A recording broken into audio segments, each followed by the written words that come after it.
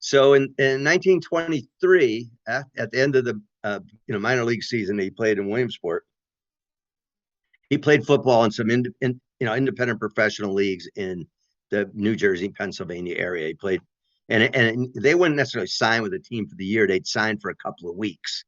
So for a couple of weeks he played for the Wilkes-Barre Panthers, and then for a couple of weeks he played for the Frankfurt Yellow Jackets, which eventually in 1923 was the Yellow Jackets' last year as an independent team. They joined the NFL in 1924, but he played a bunch of games for them in that season.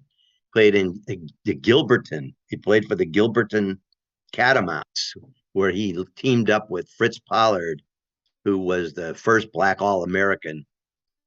Fritz had been a big star at Brown, and he was on the team with Walter and at Gilberton, and they won a couple of games together. They had two All-Americans. And Walter had been an All-American football player at West Point in 1920. He was named on a number of the first-team All-Americans, and Walter Camp, he was second-team All-American.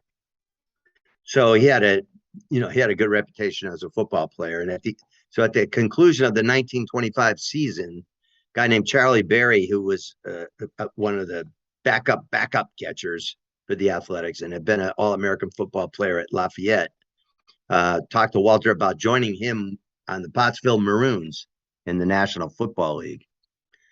So, in those days, the NFL, the teams they weren't all, there was a couple of big market teams. So Chicago had two teams, the Bears and the Cardinals, and the Giants in New York.